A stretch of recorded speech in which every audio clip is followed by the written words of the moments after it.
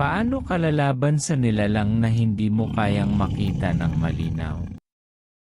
Paano ka tatakas kung mismong dilim ang kanyang pinagmumulan?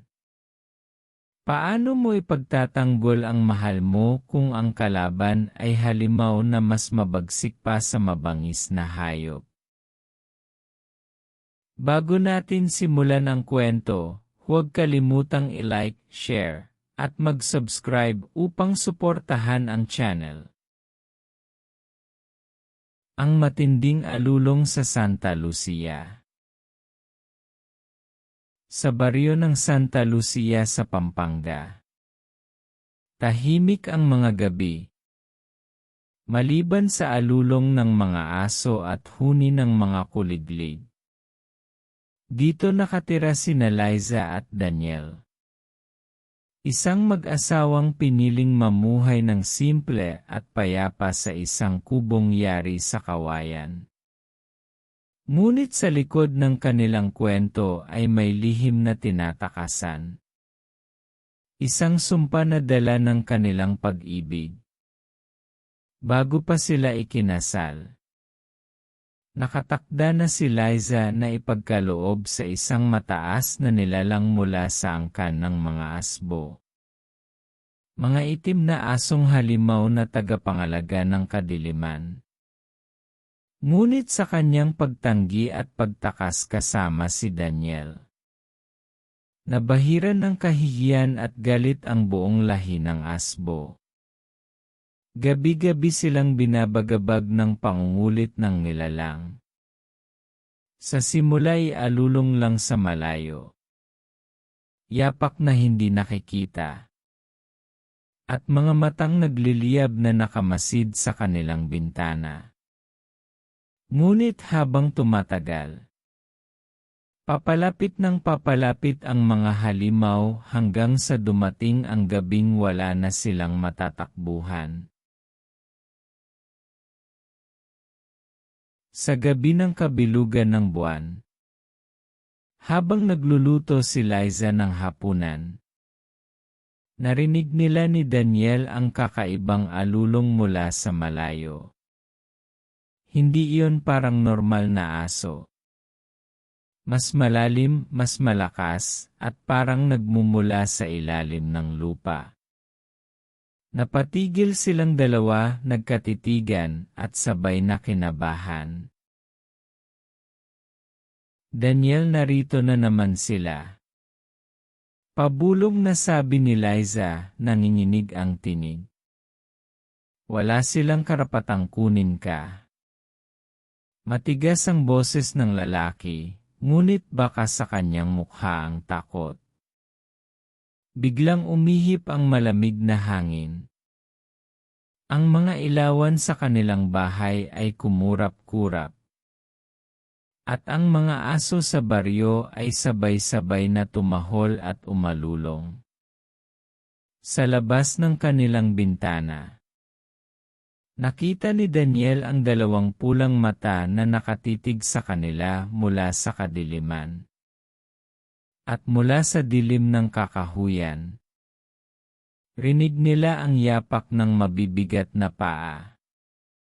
Dahan-dahang papalapit, tila isang mabangis na nilalang na hindi nagmamadali.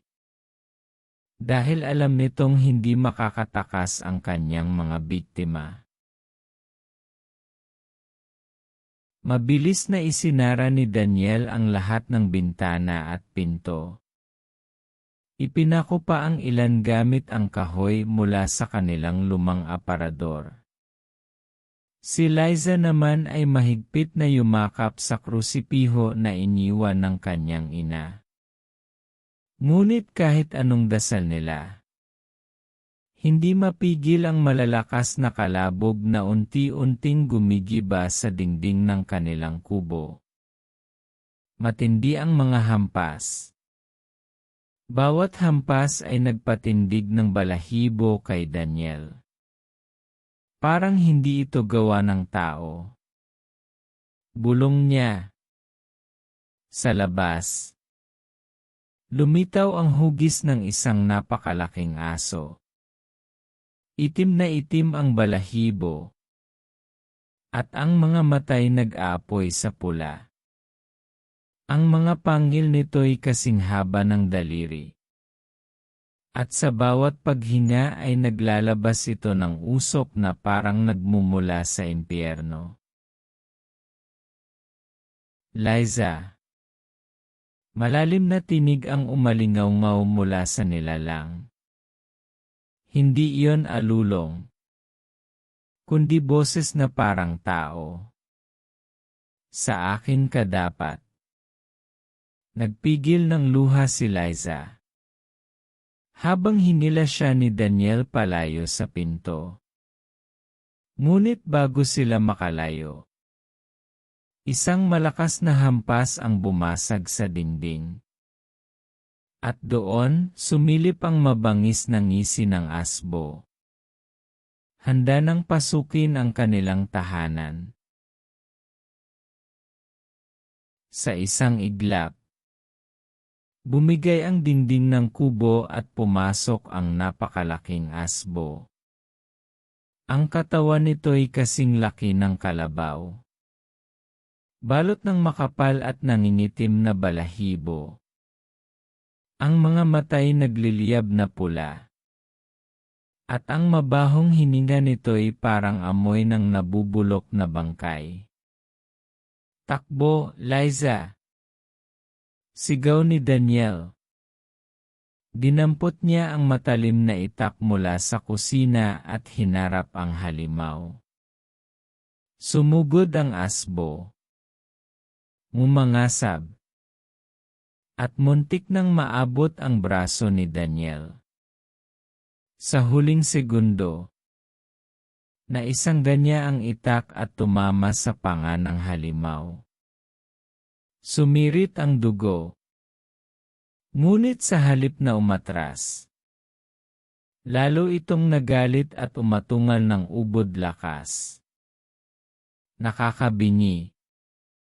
Parang alulong ng sandaang aso.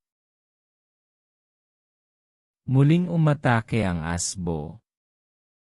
Dinamba nito si Daniel at sabay silang bumagsak sa sahig. Pilit niyang itinutulak palayo ang mabigat na katawan ng nilalang habang ang mga pangil nito ay ilang pulgada na lang mula sa kanyang leg. Naamoy niya ang mabahong hininga. Ramdam ang init ng laway na tumutulo sa kanyang balat. Daniel! Sigaw ni Liza. Sabay dampot ng malaking kahoy na poste. Sa buong lakas niya, inihampas niya ito sa tagiliran ng halimaw. Umungol ang asbo at bahagyang umatras.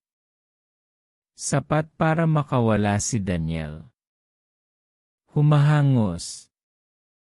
Muling inihataw ni Daniel ang itak. Tumama sa balikat ng nilalang. Ngunit imbes na matumba, hinampas ng asbo ang lalaki gamit ang mabigat nitong paa. Tumilapon siya sa dingding. Halos mawalan ng malay. Naiwan si Liza. Nakatingin sa halimaw na dahan-dahang lumalapit sa kanya. Sa mga matang nag-apoy, nakita niya ang isang puot at gutom na walang hanggan. Ang tinig nito'y muling umalingaw-ngaw. Mas malalim at mas nakakatindig balahibo. Wala kang takas, Liza. Sa akin ka pa rin.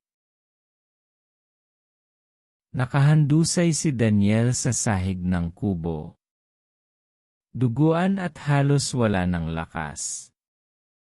Habang papalapit ang pinakamalaking asbo, naramdaman niya ang malamig na hininga ng halimaw sa kanyang mukha. Si Liza ay umiiyak sa sulok. Hawak ang kanyang sarili ngunit nanginginig sa takot. Nang sandaling iyon, parang may tinig siyang narinig sa kanyang isipan. Ang tinig ng kanyang yumaong lolo. Isang antinyero. Huwag kang bibitaw. Hanapin mo ang buntot pagi.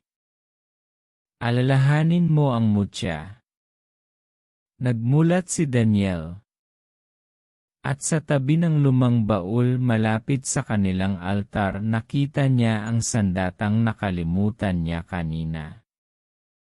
Pinilit niyang gumapang. Bawat galaw ay may kirot.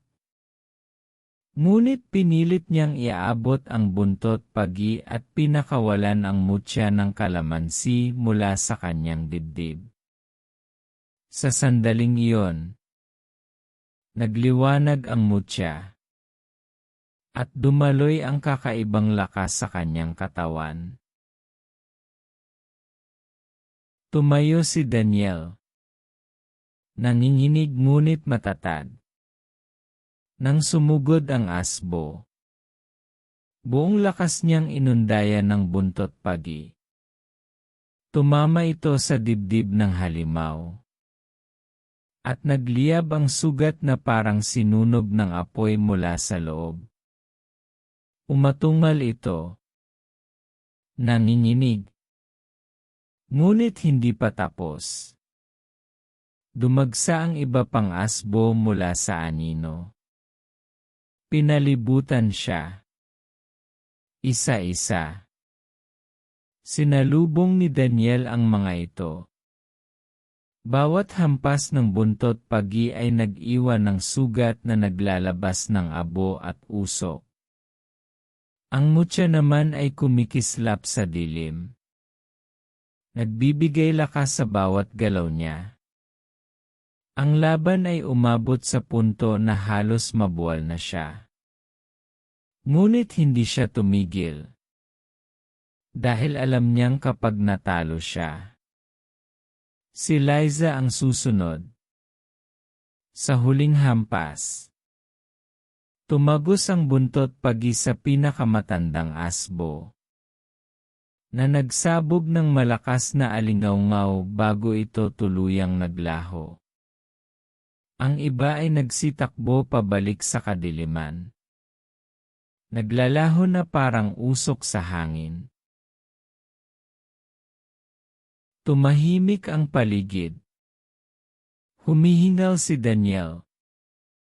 Duguan ngunit nakatayo. Hawak pa rin ang buntot pagi. Niyakap siya ni Liza. Nanginginig ngunit buhay.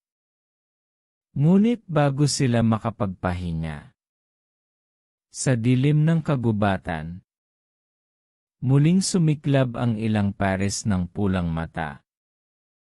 Marahang dumampi ang malamig na hangin. At mula sa kawalan, parang may tinig na bumubulong. Hindi pa natatapos ang lahat dahil ang mga asbo ay hindi pa nauubos. Kung nagustuhan niyo ang kwento, huwag kalimutang i-like, share, at mag-subscribe sa akin channel. Malaking bagay ang inyong suporta. Gusto ko ring marinig ang inyong opinyon. Mangyaring mag-iwan ng komento sa ibaba.